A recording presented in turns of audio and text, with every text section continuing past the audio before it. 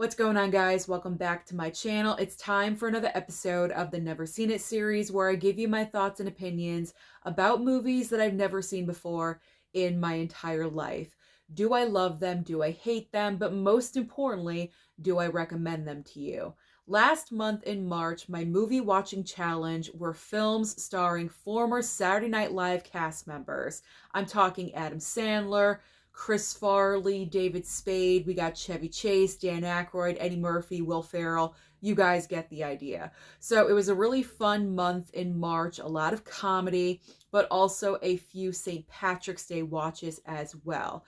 I am starting off, I'm cheating just a little bit. I am starting off with a movie that I have seen before, but it's been a while. You guys know with the Never Seen It series, if it comes to movies that I have not seen in 10 to 15 years, they go back into my never seen it pile. And it's been a while since I have seen 50 First Dates.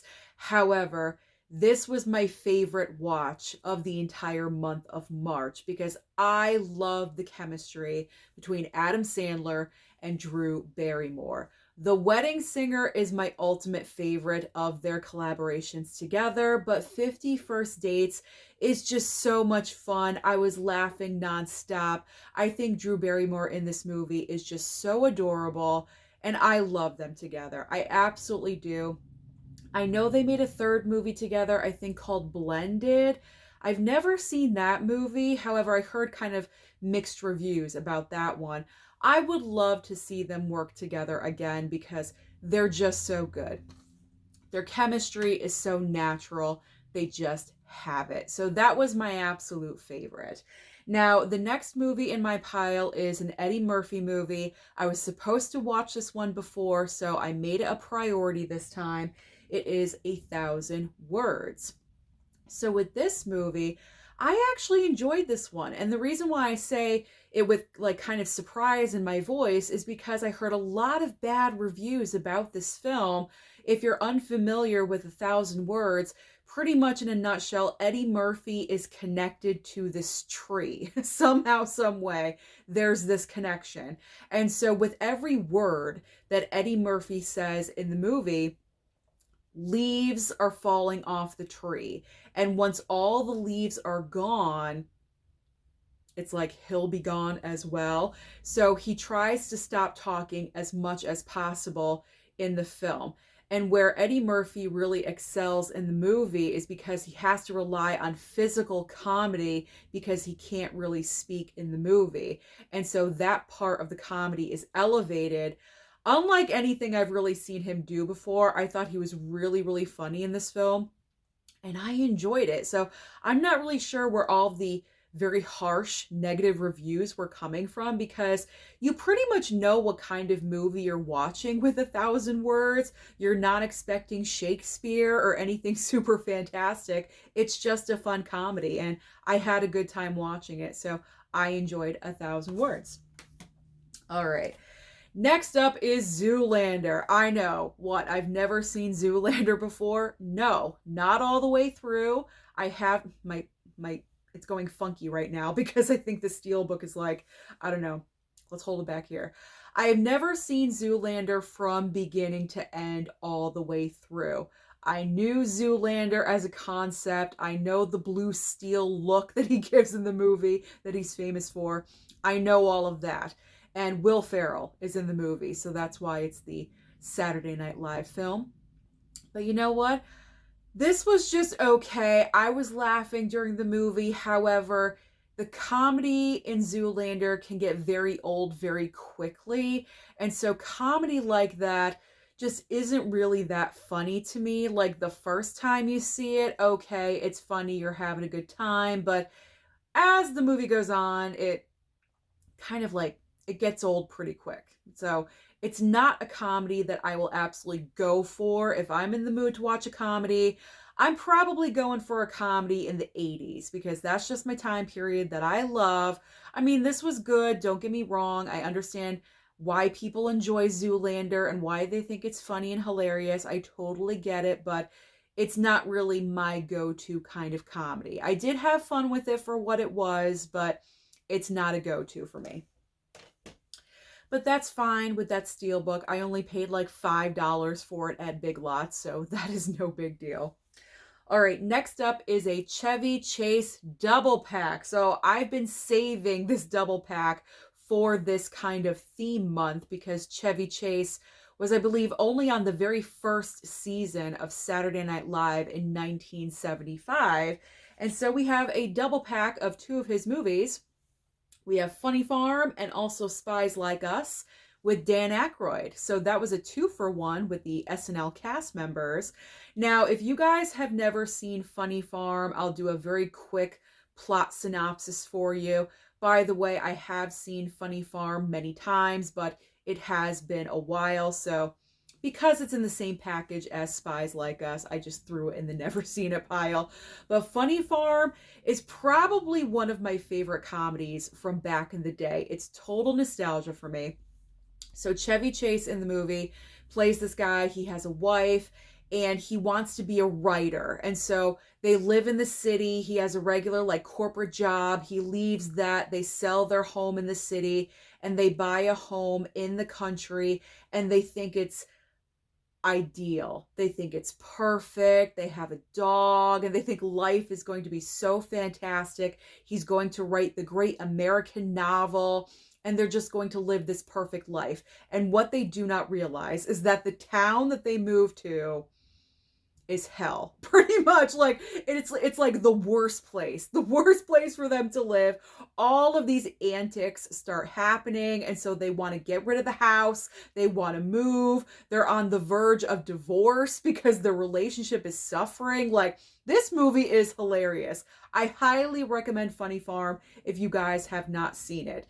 It may not be everyone's cup of tea as far as sense of humor, but for me, I find it hilarious. My parents also love this movie as well. So if you are around my sense of humor, if you're on my level, I should say, of sense of humor, you should love Funny Farm as well. Then we have Spies Like Us. Now, I was kind of like lukewarm with Spies Like Us because it's about Chevy Chase and Dan Aykroyd. They're in the government, but they're not like out in the field. They're more like behind a desk, but they need like a couple of fake agents, spies to go out into the field to like confuse people or something. And so they send, the two like, not best equipped for the job, like the two dumbasses at work. They send them out to the field to like distract. So I mean, I get the movie, but like I wasn't really overly thrilled with it, which kind of surprised me because I really enjoyed Dan Aykroyd as well. Ghostbusters, like I love him. He's just so great. Blues Brothers as well.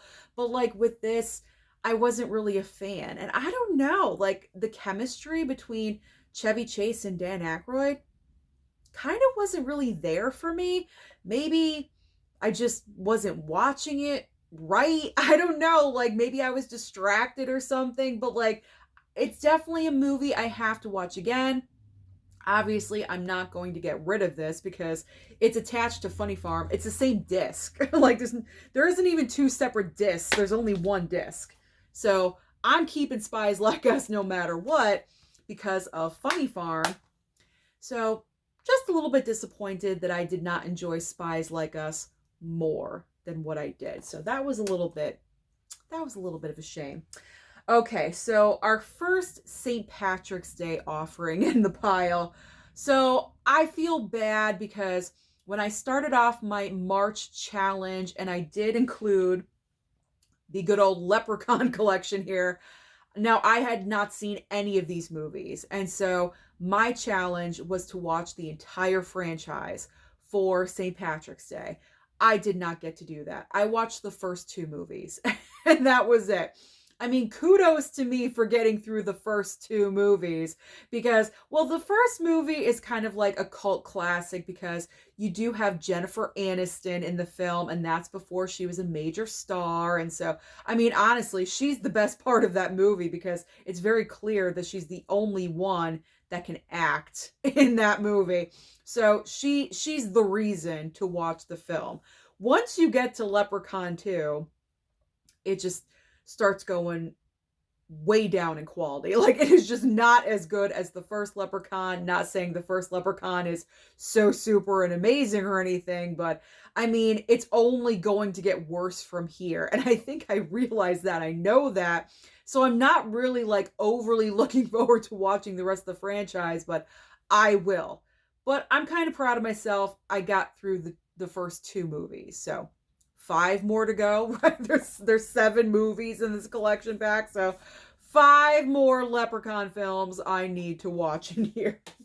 But the first one I did have fun with. I did. The first one was fun. It's kind of like a, like I said, the cult classic for a reason. I feel like my nose is getting a little bit red. It's kind of hot in my room right now. It's getting a little bit humid in here. Let's just go with it. All right. Don't talk about my nose in the comments. Don't do that. Okay. Why did I say that? I don't know. Let's move on. All right. Next up, Waterboy. The Waterboy with Adam Sandler. This was a pure, true and true first time watch.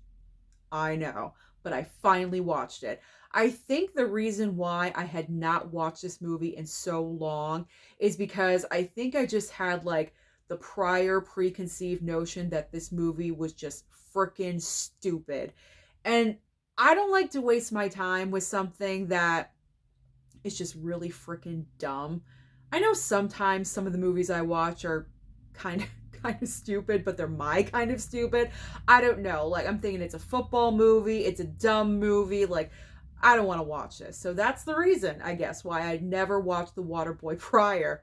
Well, I could not have been more wrong. This movie is freaking hilarious. I am so happy that I chose this as my movie watching theme, because otherwise I probably still would have not watched this film. It is so freaking hilarious. Kathy Bates pops up in this movie again. I swear, Kathy Bates is in every single movie. Wherever she can just, get in there in some kind of small role, she's there, and she plays Adam Sandler's mom in the film. It's just hilarious. I had a great time with The Waterboy. That is perfect, football season entertainment. Like, I will definitely look forward to watching that movie again. That was a lot of fun. All right, so now, probably a lot of you have never heard of this movie because I never hear anyone talking about Away We Go. This film is starring Maya Rudolph from Saturday Night Live. And this is all about her and John Krasinski. They are a couple. They are not married, but they're a couple. They're expecting a baby. And in the film, they are simply trying to decide where they're going to live. Like, they're not satisfied where they are in life because they're at a certain point in their life where they feel like they should be further along than what they are. And so because she's pregnant and she's getting to the point where it's kind of like nesting time, like you're trying to figure out everything and put everything together because your baby's going to be here in a month or 2. So they're trying to figure out where they want to live, where they want to settle down, and who they want around their child. This was a cute little movie. Not fun, cute. Cute is the word. Maya Rudolph is just so fun. I know I said not fun, but she's fun. She's fun in the movie and cute. It's a different kind of character that I strike that, reverse it. Da-da-da-da. What am I doing? Okay. Let's get it together, Susan. Maya Rudolph, I'm kind of off kilter right now, but you know what? We are already like halfway through. I'm not starting over with this video. Let's just continue on. Okay, it's part of the charm here at Movies&Sue. I mess up, but we always just continue because I don't know how to edit. Okay, so Maya Rudolph in this movie plays a different kind of character than what I've ever seen her play before. Charming, just, a little bit fun, but not funny. You know what I mean? Like, there's a difference between fun and funny. She's not like playing an overly zany character that we're so used to seeing her on Saturday Night Live. It's not like that at all. It's a more, pulled back performance, a little bit reserved, but with those cute, charming moments. That's what I wanted to say. Clear? clear. Okay. And John Krasinski, he's a lot of fun. He's the fun character in the movie. He's the fun character. He really surprised me with how humorous he could be in this movie. So away we go. I highly recommend that you guys watch this film. Either pick it up, stream it if possible. I'm not really sure if it's on streaming, but I do recommend that one. I apologize about the flub up and the mess up. It happens sometimes. I tried to save it. I think I did.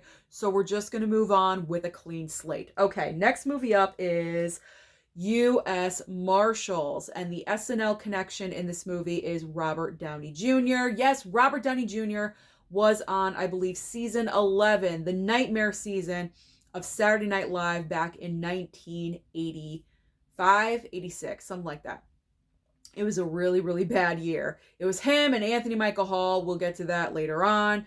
But we have Robert Downey Jr. in U.S. Marshals. And this is like kind of a sequel to The Fugitive, but not, because we do have Tommy Lee Jones back as the same character that he was in The Fugitive. Also his team, his team that he has in The Fugitive. All of those actors are back in this movie, but there's no Harrison Ford connection or anything like that. This is a completely different case that they are working on, and Robert Downey Jr. comes into the fold as another, is he a marshal or a different title? I'm not really sure, but he joins in with the hunt for Wesley Snipes' character. Really enjoyed this movie a lot. Lots of action, lots of great scenes. Tommy Lee Jones, he's great as this character. I mean, I know I complained about him winning the Oscar over Leo for that year, but you know what? He is very, very prominent as this character, and he continues that in this movie. And I enjoyed Robert Downey Jr. as well. Wesley Snipes was great too. So overall, it's not on the level of The Fugitive, but it's good. It's a good, solid movie. Enjoyed it. Recommend it to you guys. All right. Now we have the double pack of My Girl and My Girl 2. Obviously, Dan Aykroyd in both of these movies. So I've seen My Girl tons of times. So that's not the never seen it. I just enjoyed rewatching the movie. I've never seen My Girl 2. My Girl is one of those movies for me. I'm guaranteed to cry every single time I watch the film. And I did yet again when I watched this with my mom and dad. I was a puddle this time when I watched it. I'm not really sure why. There was nothing really affecting me, outside, sources in my private life that are like affecting me or anything like that, where it would enhance my tear factor for My Girl. I just hadn't seen My Girl in a while, but when it gets to that point where Thomas J, he's in the coffin and she comes in and she's like, put his glasses on, every time. It starts like 5 minutes before that and it goes until the end of the movie. And I'm waterworks and I cannot stop. So My Girl, every time I watch the movie, I cry puddles. This time, it was a bucket. I cried a bucket of tears. So My Girl 2 was refreshing because I did not cry during My Girl 2. And I watched these back to back, one right after the other in the same night. My Girl 2 is just okay. I mean, they made the movie because the first film was just so successful. They wanted to capitalize on that. My Girl 2 is not necessary. It's not a necessary film. It is a cute coming-of-age movie, I will say that, but her seeking out her mom and her mom's past history and, going back in time and all that, really not as compelling as this relationship between her and Macaulay Culkin and what she's going through in the current time with her family and her teacher. I mean, that is just so relatable, like, every girl at that age, how old is she in the first film? 11, 10, something like that. Every girl is feeling her emotions in this movie. I can't even imagine living in a funeral parlor. That would just like enhance everything. But every girl can relate to this. Not as relatable with My Girl 2, because not every, boy, girl, whatever, has lost a parent and is going to, seek out their past and find out things about that parent. So it's the relatability factor, I think, that was a miss with My Girl 2. It's still a cute movie, but it's not as good as the original. Very rarely is any movie as good as the original, let's be honest. Okay, we got a double dose of Saturday Night Live. It's so hard for me to say that. We've got John Belushi and Dan Aykroyd in The Blues Brothers. This is one of my father's favorite films of all time. I have been watching The Blues Brothers since I was 8, something like that, really, really young. Ever since I was, put into existence on this planet, when it was allowed, when it was okay that my mom said, okay, Susan can watch The Blues Brothers with us, I've been watching this movie. So this is not a never seen it of the movie. This is a never seen it of the 4K of this film. Very nice slipcover, like that 4K slip. I've seen this movie countless amounts of times. My dad thinks this film is like God's gift to comedy. He loves this movie so much. And I can see why. I mean, these two have great chemistry. Not so much Chevy Chase and Dan Aykroyd, but Dan Aykroyd and John Belushi, man, they worked extremely well together, and this movie proves that, and it's just a lot of fun. This is a great fun movie. There's so many stars in this movie. It is unbelievable. The 4K looks great, and so if you have not seen The Blues Brothers, this is another recommendation. Watch it. Learn to love it. Learn to love it. Okay, I finally watched Step Brothers. This was another film that a lot of people could not believe that I still have not seen. Obviously starring Will Ferrell and John C. Reilly. They've been in several movies together. And my overall thoughts about the movie, it's okay. It's all right. Again, it's kind of the same feelings that I have with Zoolander when I was talking about it. It's not going to be a go-to movie for me all the time. It's not going to be in my new top 10 comedy films of all time. That's definitely not happening. I think my top 10 is pretty much set as far as that. Step Brothers is not going to inch its way in there anytime soon. But I can see why people love this movie so much. Honestly, I feel like it depends on what decade you were born in if you really love this movie or not. I feel like, because I was born in 1980. So if you're an 80 baby, I don't think you're going to find this movie as funny if you were born in the late 90s, 2000. When did this movie come out? I don't even know. But you know what I'm saying? It's the difference of time period, whether you think the movie is funny or not. Now it's going to bother me. When did this movie come out? What year? I'm trying to find it. I can't find it. But yeah. It's fine. It's fine. It's all right. I can definitely see where I can appreciate where other people really love this movie. But again, it's not a go-to for me. Not a go-to. I think it's a great comedic idea. It's a great concept. I love that. I do think Will Ferrell and John C. Reilly were the perfect people to play those parts as stepbrothers. So that was perfect casting right there. But other than that, I don't know. The movie as a whole just, got old kind of quick for me. Okay, so here is my other St. Patrick's Day watch. I watched 2 movies on St. Patrick's Day. Banshees of Inisherin, which I've seen twice already. This is my 3rd time watching it, so that didn't count for this video. But my other watch on St. Patty's Day was Circle of Friends. Oh my gosh, I love this movie. I love this movie so much. I used to watch this film. When did this come out? 1995.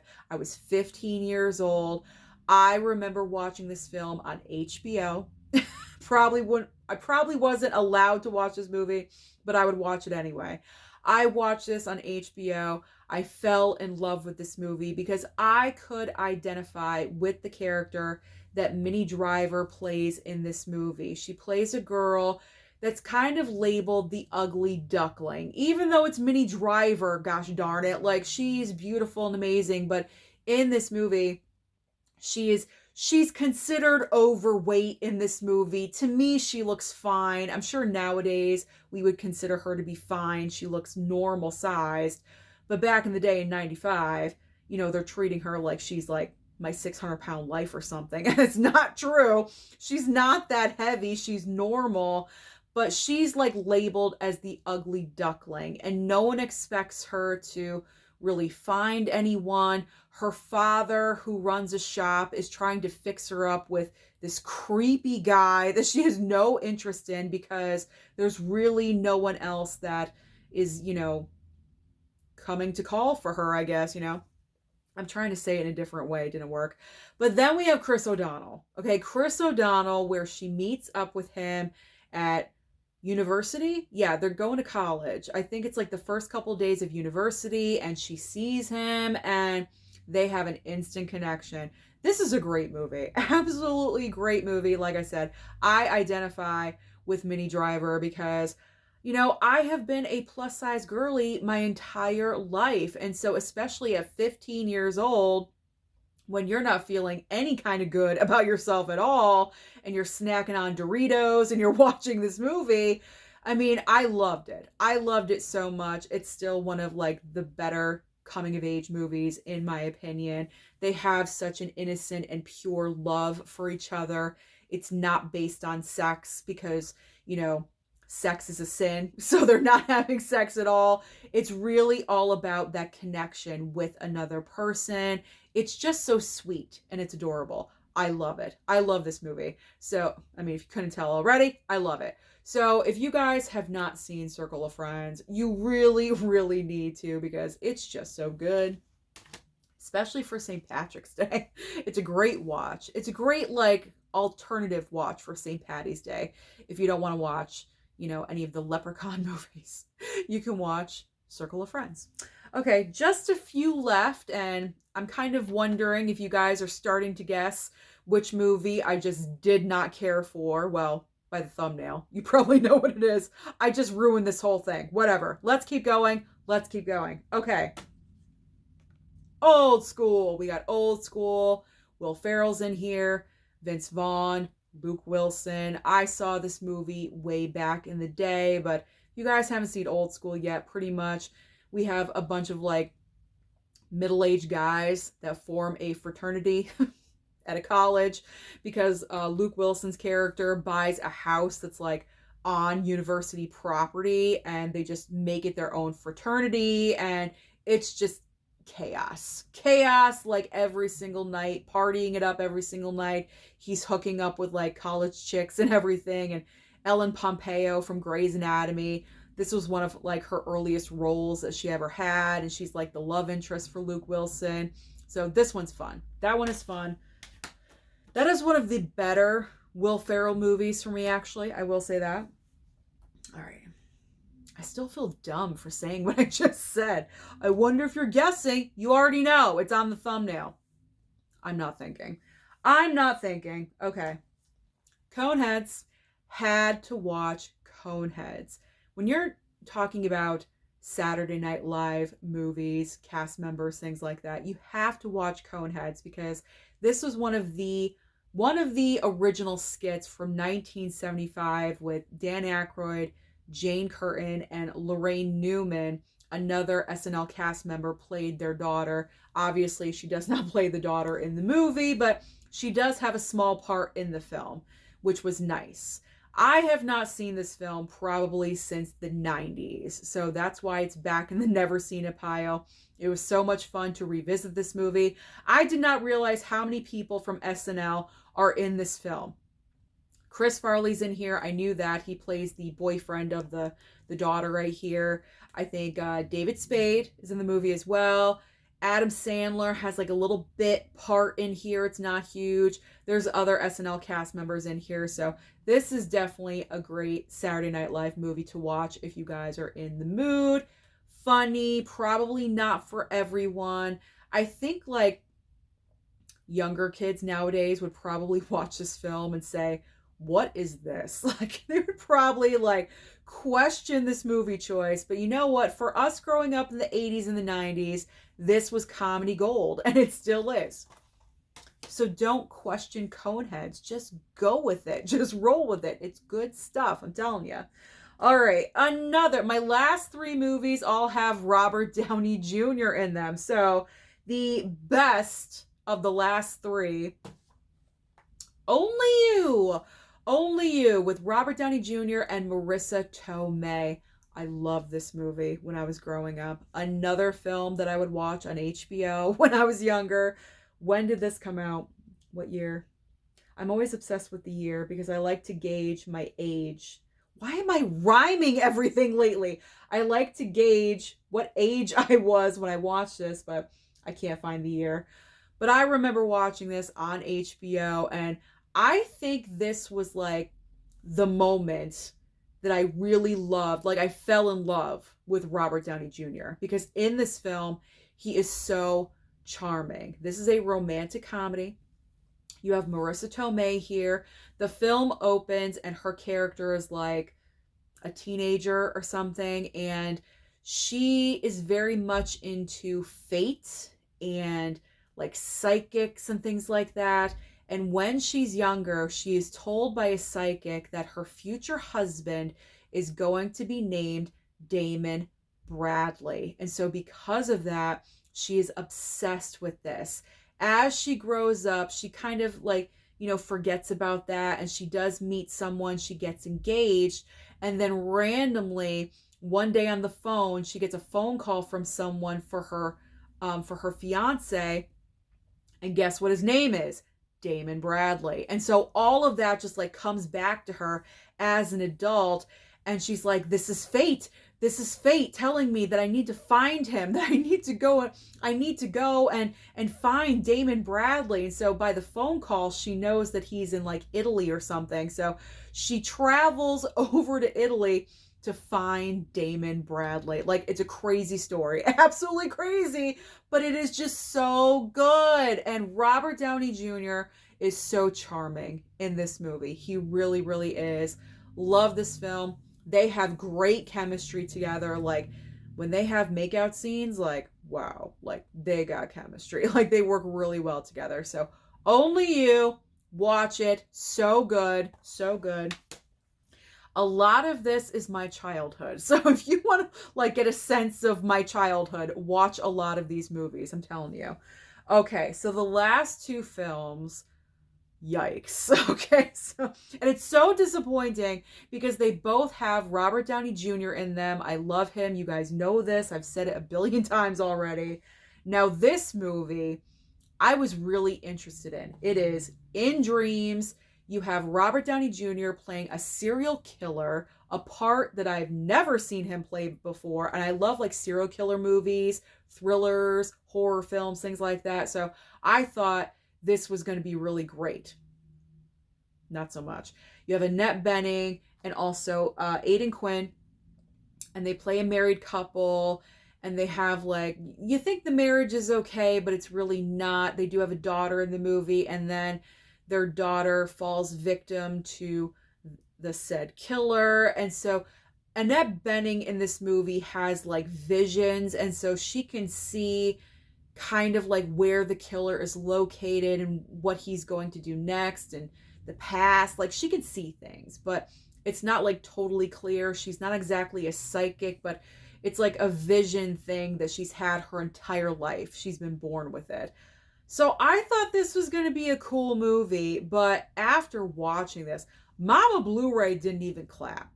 Okay, that's pretty bad, because usually I would say like 95% of the time my mom claps. Either like really like applause if the movie's really good, or like a, like a golf clap if it's just okay. She didn't do anything. That's bad. That means the movie is bad, and I kind of have to agree. First of all, the Blu-ray did not even look good. Did not look good at all. It looked fuzzy in a lot of points and blurry. So the quality of this Blu-ray is not that great. I'm questioning whether or not I'm even going to keep this. I'm going to keep it for now. Maybe I'll watch it again, but I don't know. Like, you don't even really see Robert Downey Jr. until like, I'm like kind of just saying everything about this movie because I don't recommend this to you guys. So don't even waste your time. So I don't care if I'm going to like spoil this with like stuff, with information. You really don't even see Robert Downey Jr. as the killer until like maybe the last like half hour of the movie. Like you don't see him at all until like the very end. So you don't even really get like a cat and mouse game with him and Annette Bening at all. Like it just, I don't know. The script wasn't good either. It was jumping around. It wasn't really making sense. And you also have Stephen Ray in here who plays like a psychologist or something. I don't even know why he was even in the movie. Kind of pointless. Really, really pointless. Didn't really do anything. He was just there. I don't know. In Dreams, huge disappointment. Huge. Colossal disappointment. Like I was expecting this movie to be so much better and it sucked. It just really, really sucked. So don't waste your money on In Dreams. Don't. If you can stream this somewhere and you're curious, go ahead, but don't buy this. Don't pick it up. Don't waste your money. I was so upset. I was so upset. And the ending, just everything about the movie was not good. The ending sucked too. Everything about it was just Suckville. It just was not good. But it's not the worst. The worst of the worst. Hail Caesar. This movie sucked. Really, really, really bad. You have Anthony Michael Hall, as I mentioned, was on the same SNL season with Robert Downey Jr. back in 85, 86, whatever the heck it was, the bad nightmare season of the show. So in this movie kind of explains why Anthony Michael Hall's film career just kind of stopped, I believe, after this movie, because it was so gosh darn awful. Even though, like, looking at it, you have him, you have RDJ, you have Samuel L. Jackson, who plays like the mailman. It's like such a random part for him to play. He gets like attacked by the dog. That's pretty much it. And then you have Judd Nelson in like a throwaway role. He's like a convict in prison or something. But like, you know what I mean? Like, whatever. It's kind of like, oh, he's in the movie for like 2 seconds. Robert Downey Jr. is only in this movie for like 10 minutes tops. That's it. So that's disappointing too. I thought these two were like co-stars. No, it's like the Anthony Michael Hall show. He stars in the movie and he also directed the movie. And let me tell you something, as a director, he didn't know what he was doing at all. This movie is terrible. Hail Caesar is all about Anthony Michael Hall. He's named Julius Caesar. Okay. And he wants to be like a rock and roll star. He has a band and everything, but he's in love with this like rich, uptight girl, and she has like this father that owns a company, and he doesn't want his daughter to be with a loser like him. Honestly, I can't really blame him because he is a freaking loser in this movie. So he wants to protect his daughter, but he wants to be with her. So he makes a bet with her dad that I don't even know. Like, I don't even remember what the bet is about. It's not memorable at all.